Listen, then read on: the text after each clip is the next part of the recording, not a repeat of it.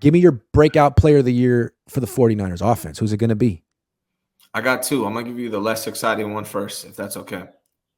Jordan Mason. I think Jordan Mason is going to have a big role this year. I don't, Elijah Mitchell, unfortunately, has not shown that he can be healthy.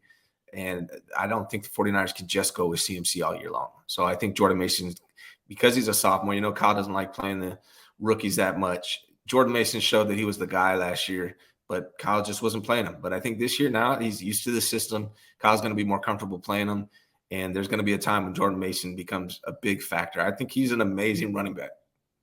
I agree. I think he runs harder than – I think he might run harder than anyone on the team. I mean, McCaffrey, they all run really hard, but damn, this guy runs super hard, and he's the biggest. Also, the way Kyle uses his running backs, he doesn't really rotate them. He kind of just takes a guy and runs him until he's either injured or exhausted and then brings in the next guy. And the result is no running back has ever led the Niners in rushing twice since he's been here. Ever. Yeah. So McCaffrey just led him in rushing last year. He could do it, but the pattern is it's going to be someone else. And the only person on the team that hasn't done it yet is Mason or Ty Davis Price, and I know who I'm betting on. So Mason could end up being a starter for them down the stretch, or he could – I mean, if history is any indication, he'll be their leading rusher this year. He's shown me no reason to doubt him. None. Got fresh legs. Yeah. He got fresh legs. They didn't use him that much in college. He was in a rotation. Yeah, absolutely. So Jordan Mason, my first one. My second one, Trey Lance.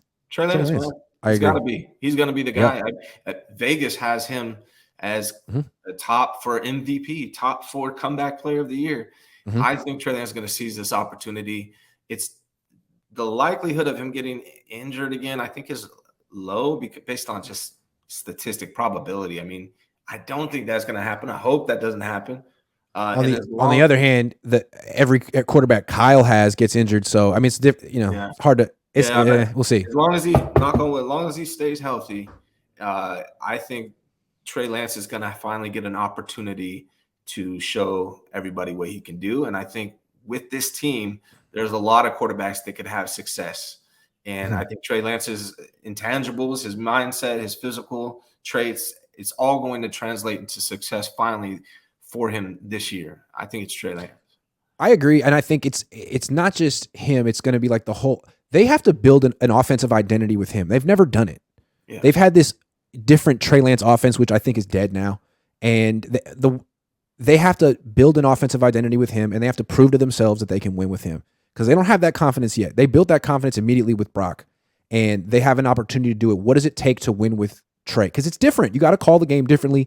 Kyle's acknowledged that, and he hasn't figured it out yet. So what's it going to be? I suggest lots of handoffs, but you could do that maybe once or twice. Eventually, you're going to have to build off of that. He'll have to figure it out. But I think if Brock Purdy starts the season on PUP, he'll have no choice but to figure it out. Yeah. He hasn't even played 2 games back-to-back.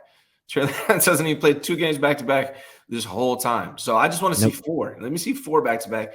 And I'm pretty sure by game 4, a lot of the fan base, even college candidates, be like, okay, this guy, we have something with this guy. And it doesn't have to look super clean right away. This guy's been on the shelf essentially for 3 years.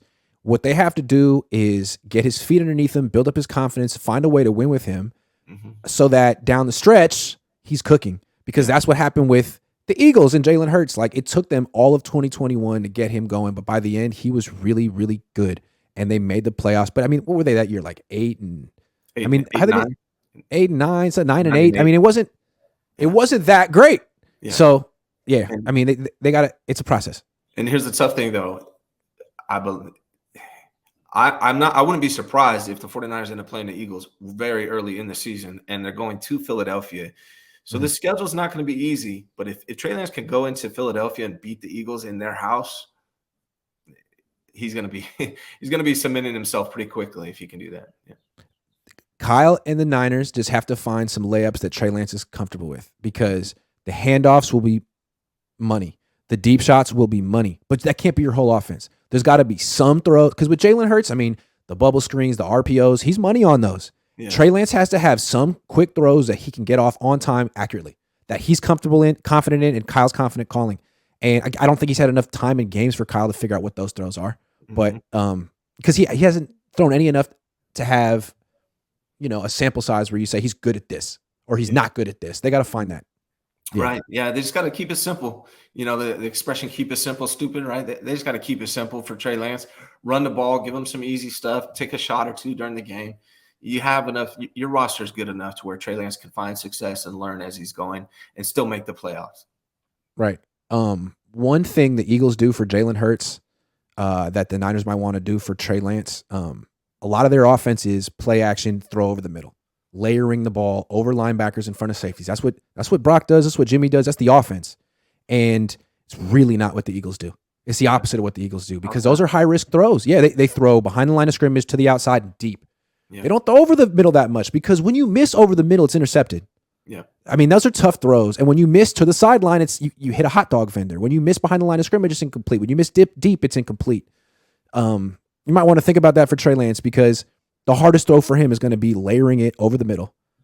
He can hit the sideline throw. He has the arm for it. He can hit the deep shots. He has the arm for it. Play to his strengths. That's also how you keep people healthy. I think that's part of the symptoms of why the 49ers are always injured is they play in the middle. And that's also why Jimmy had a lot of interceptions. They stopped doing that for Jimmy. You saw his interceptions come down last year. That's right. And they need to do the same thing for Trey Lance. That's right. Yeah. Obi-149 says Hurts is good, but I think $255 million is too much for him. It's going to be interesting to see how they keep that team together with him making this much money because, again, he has everything, man. He's never under pressure in the pocket. He's a great offensive line, great running game, great wide receivers. It's fair to point. And he's always winning. But you don't want to pay guys if you can avoid it. But when you know a guy is the truth, which it kind of seems like he is, you want to get out in front of it before they did the right thing. Yeah, right. They could have waited, and then Burrow could have gotten paid, and then they would have had to give Hurts more. So I think they did the right thing.